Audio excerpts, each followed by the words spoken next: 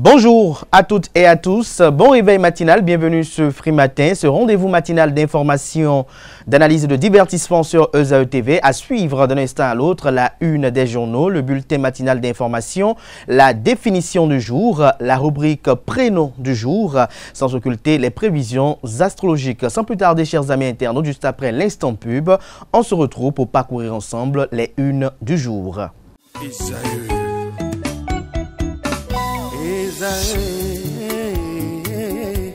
Vous recherchez une école de référence pour une double formation universitaire et professionnelle de qualité? Voici l'opportunité à ne pas rater. L'École supérieure d'administration, d'économie, de journalisme et des métiers de l'audiovisuel ESAE vous offre des programmes d'enseignement en licence et en master orientés vers l'emploi qui font d'elle une référence à travers les filières de l'administration générale et territoriale, l'administration du travail et de la sécurité sociale, droit, diplomatie et relations internationales, administration hospitalière, universitaire et intendance, journalisme et métiers de l'audiovisuel et toutes les filières des sciences de gestion. Une seule adresse, www.esae.bj. Rendez-vous dès maintenant sur nos campus ESAE Bedjromende au numéro 90 93 65 21 ou au numéro 98 98 14 00. Paracourt sur le numéro 52 46 12 12. Aboumé-Calavi au numéro 52 88 44 44. Akpata au numéro 52 88 33 33. ESAE, l'excellence à un nom.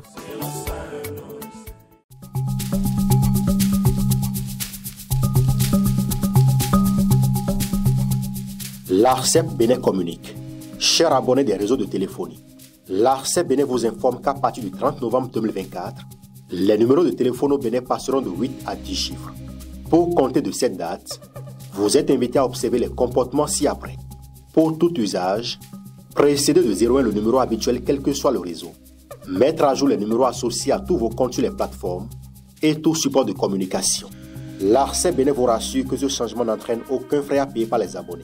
Vous pouvez mettre à jour automatiquement votre répertoire téléphonique à l'aide des applications gratuites disponibles en téléchargement sur les plateformes.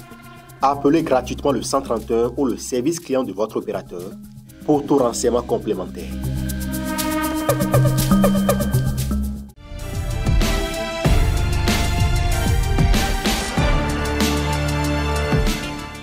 Bonjour à nouveau, chers amis internautes. On démarre cette une des journaux par le quotidien Maison, le quotidien béninois d'information générale et d'analyse L'Informateur qui ce matin en manchette nous informe. Polémique autour d'un probable mandat pour le président Patrice Talon.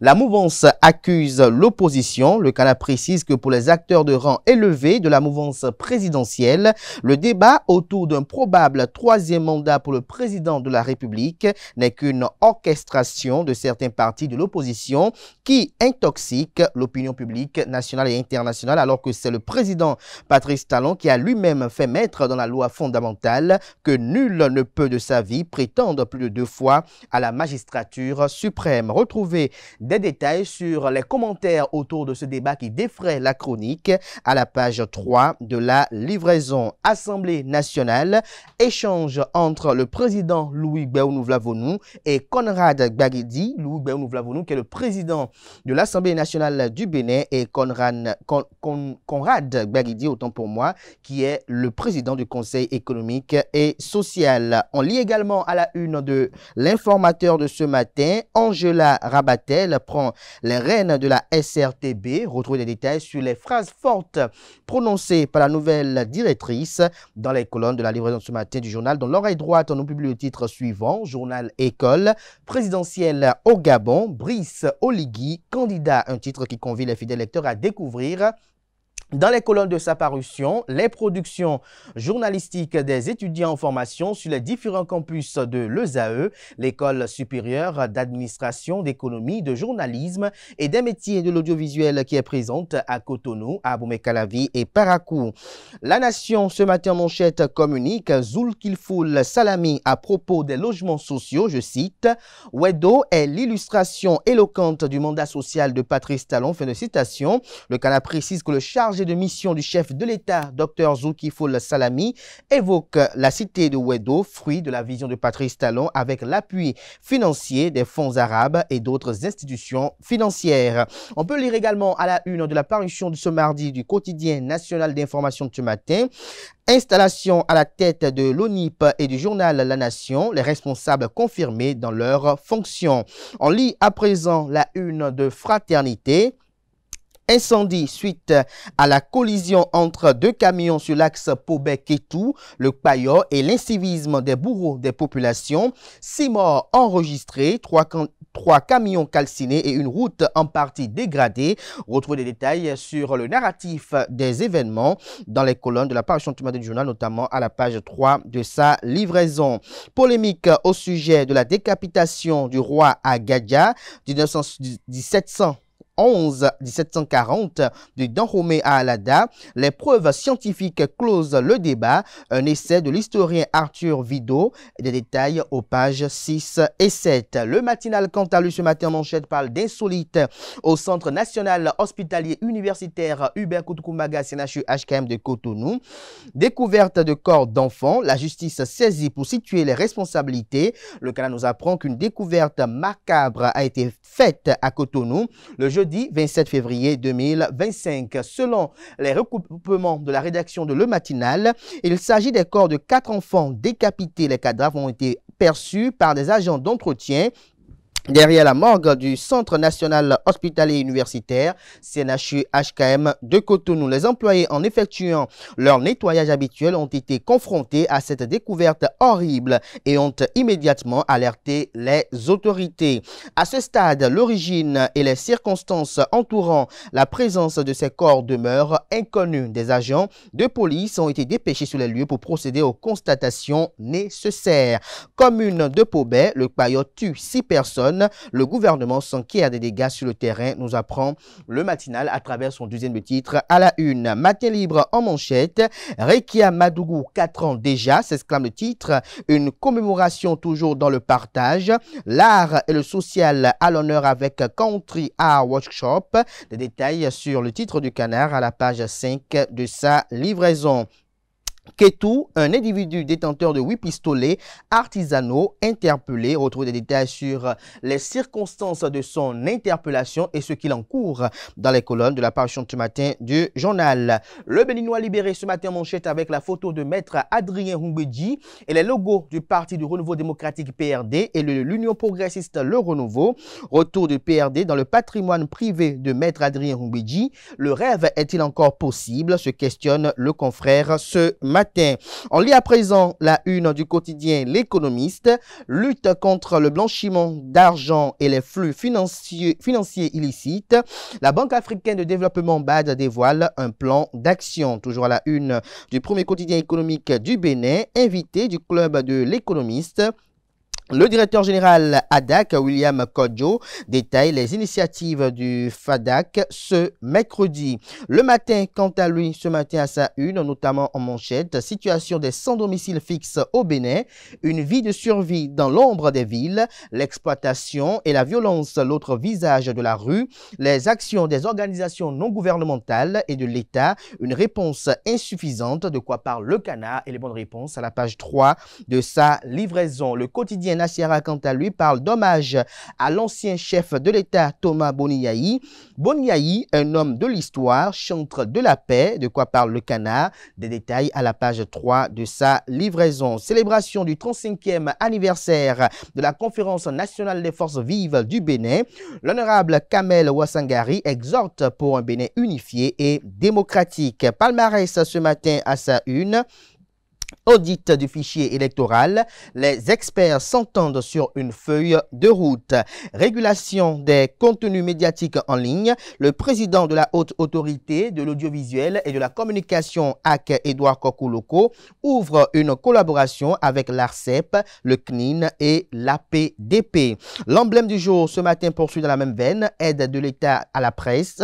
Edouard Kokouloko rassure de sa concrétisation. On lit également à la une de l'emblème du jour de ce matin, disparition de Firmin Couton. L'Union progressiste Le Renouveau en signe de recueillement. Le pays émergent ce matin, Assemblée nationale, le nouveau président du Conseil économique et social CES, reçu en audience par le président de l'Assemblée nationale, Louis Gbé. Nous l'avons retrouvé le compte rendu des échanges dans les colonnes de la parution de ce matin du Canard. Le décryptage info nous renseigne au sujet des audiences du nouveau président du Conseil économique et social. Le Canard parle à travers son titre de renforcement des liens institutionnels. Le professeur Kossi Dorothée Sosa reçoit le président du CES, Conrad Gbagidi. On lit également à la une le décryptage info de ce matin.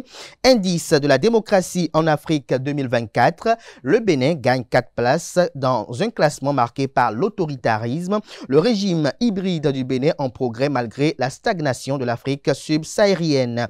La boussole à présent, supposé plan de déstabilisation et menace contre l'ancien chef de l'État. Le ministre conseiller Rachid Gbadamassi dénonce la manipulation, la victimisation et met en garde Thomas Boniaï et ses partisans. Il les invite à saisir le procureur s'ils ne se sentent pas en sécurité. On lit également à la une de la boussole de ce matin. Fraude monétaire, près de 3 millions de faux billets saisis à Kétou. Ce sera tout pour la présentation de quelques titres parus ce jour dans la presse locale. Merci de votre attention.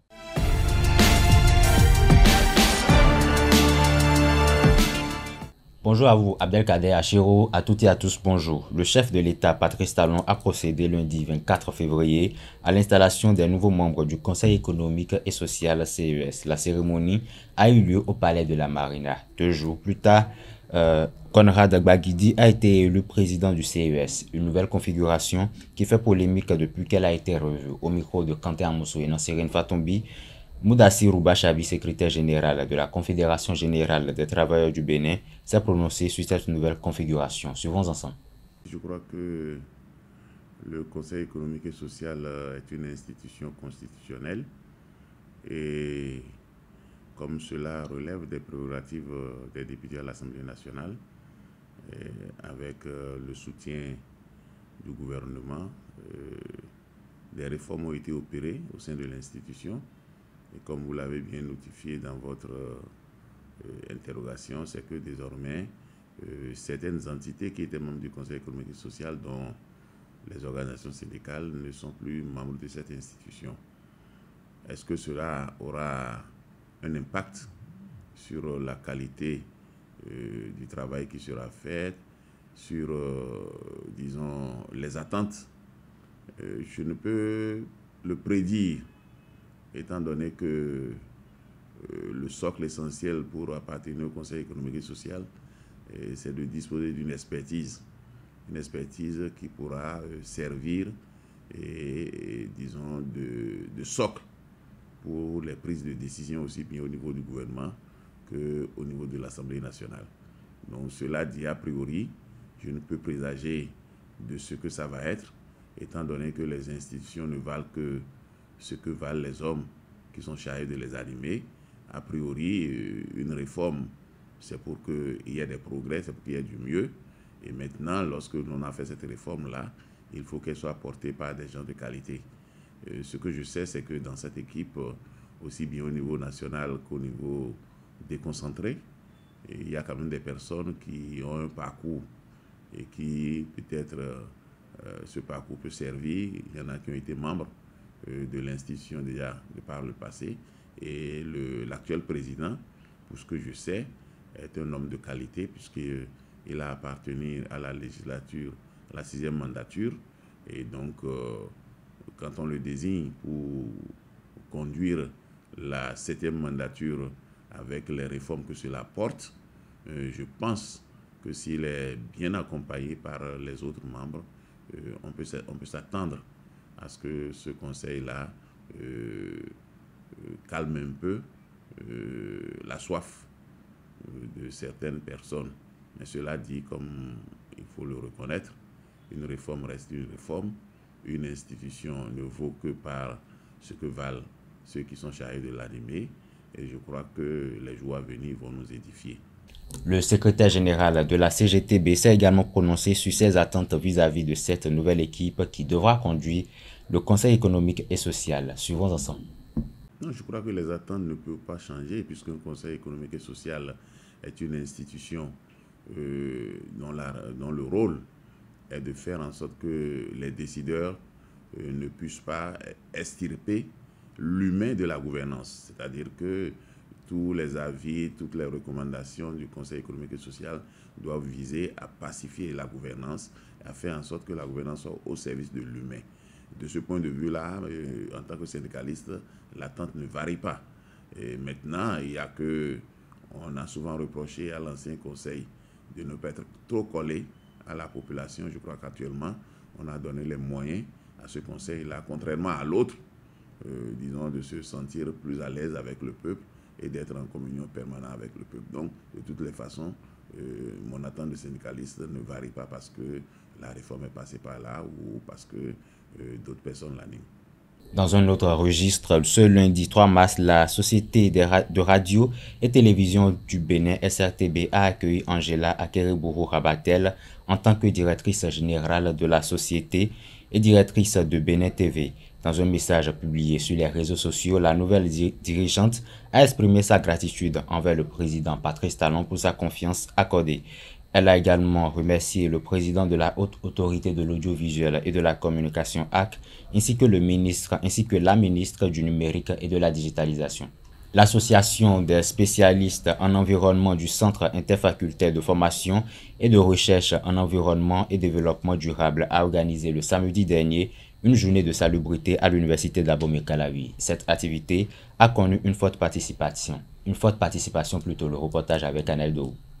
Journée de salubrité à l'Université d'Abomey-Calavi, organisée par l'Association des spécialistes en environnement du Centre interfacultaire de formation et de recherche en environnement pour le développement durable, ASE-CIFRED. Cette activité s'est ouverte par une caravane de sensibilisation.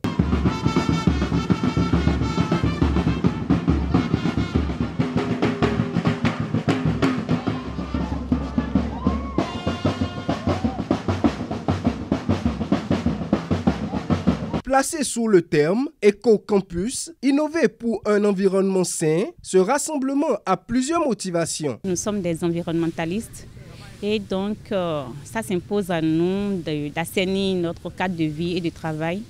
Et c'est à cette obligation que répond l'association à travers cette journée de salubrité aujourd'hui.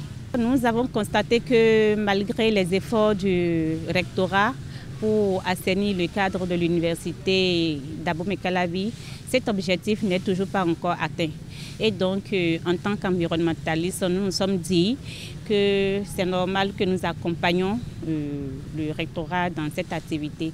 Et cette activité fait d'ailleurs partie de l'une des activités inscrites à notre plan de travail annuel. Nous organisons cette activité, bien sûr, avec l'accompagnement de tout le CIFRED à travers son directeur, et qui ne cesse de nous accompagner chaque fois que nous avons des activités du genre. Et également, nous remercions le rectorat à travers le service du cadre de vie qui nous a accompagnés dans le cadre de la dite activité. Cette initiative a reçu le soutien de plusieurs partenaires externes tels que la SGDS ou encore le YMC. Je tiens à faire un grand banc pour l'association des étudiants CIFRED qui a organisé cette activité que nous accompagnons parce qu'ils se sont donnés sur tous les plans. Ils ont donné de leurs finances, ils ont donné de leurs moyens. Cette journée est une des actions du programme d'assainissement du campus d'Abomey-Calavi de l'ASE-CIFRED. Avant la salubrité, il y a eu une sensibilisation qui a été faite à l'endroit des usagers du campus, c'est-à-dire au niveau des centres commerciaux. Et après ça, nous sommes passés chez ces bonnes dames et étudiants qui mangent pour rappeler l'importance de garder l'environnement sain, l'importance de ne pas utiliser les plastiques. Et après ça, après cette activité, nous allons la pérenniser par, bien évidemment, l'installation des poubelles. Et nous allons également intensifier nos actions de salubrité. Et ceci entre dans le cadre d'un vaste programme d'éducation en environnement au niveau du campus UAC. L'ASE Cifred, par cet acte, réitère ses engagements d'œuvrer pour le mieux-être sur le campus d'Abomey-Calavi. La plateforme de réseau social TikTok se retrouve au cœur d'une affaire de diffamation et de harcèlement qui a conduit à l'arrestation de Caroline Yei Achille Aïchedji. Selon PIS-FM, âgée de 26 ans et cuisinière restauratrice à Togudo, la jeune femme a été présentée à la Cour de répression des infractions économiques et du terrorisme CRIET. L'interpellation, effectuée le mardi 25 février 2025, fait suite à une plainte de Séraphin Avorou, pasteur de 61 ans, à l'église Union Renaissance d'Hommes en Christ. Ce dernier accuse Caroline de l'avoir diffamée et harcelée sur TikTok. Placée en détention provisoire depuis sa présentation à la CRIET le lundi 3 mars dernier, la prévenue attend son procès prévu pour le mardi 18 mars. C'est à cette occasion que la Cour examinera les éléments du dossier et les accusations portées contre elle. Chers amis, c'est tout pour le bulletin matinal d'information. Merci et à la prochaine. Merci à vous, Francis Fahmy, pour votre présentation du bulletin matinal d'information. Je rappelle que la grande édition du journal télévisé sur Usaï TV est prévue pour 19 h avec Billy Gaël Laibi. Si tout va bien, bien évidemment, place à présent à la définition du jour.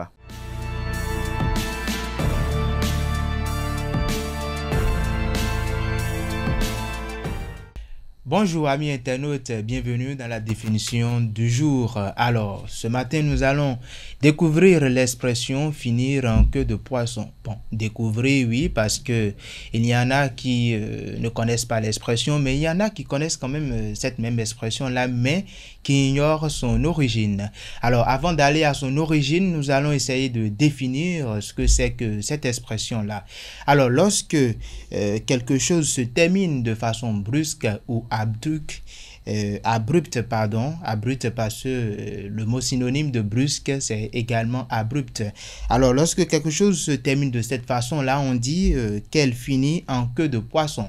Alors, afin de bien comprendre l'expression, il faudra se représenter une sirène, une femme dont le torse suscitait beaucoup d'émoi chez les marins, mais avant qu'ils s'aperçoivent que son corps se terminèrent par une nageoise. Alors pour poursuivre avec la définition de ce matin, il faut dire que cette expression a pris forme avant Jésus-Christ et qui fait référence à un marin qui, après plusieurs mois de navigation solitaire, bien sûr, aurait aperçu une magnifique femme sur le rivage. Il s'empressa de plonger pour la rejoindre, mais découvrit brusquement il découvre avec déception une queue de poisson. Et donc, finalement, c'était une femme. Alors, un exemple très rapidement pour finir. On peut dire que Francis a rencontré ou alors a fait la connaissance d'une fille sur Facebook, par exemple, pourquoi pas. Et déjà, il était impatient de rencontrer la fille. Le jour J, la fille vient à la maison et il ouvre la porte, il lui fait l'accolade et brusquement, il se retire. Peut-être que Francis a découvert sur le champ là que la fille avait une odeur corporelle qui ne lui plaisait pas. Et donc voilà, c'est tout pour la définition de ce matin. Dans nos prochaines, dans les prochaines rubriques, nous allons aborder également d'autres expressions. Merci à vous, Komlan Kanté Amoussou, pour votre présentation de cette expression « finir en queue de poisson », une expression qui nous apporte un plus ce matin. Chers amis internautes, à présent, nous passons à la prochaine rubrique.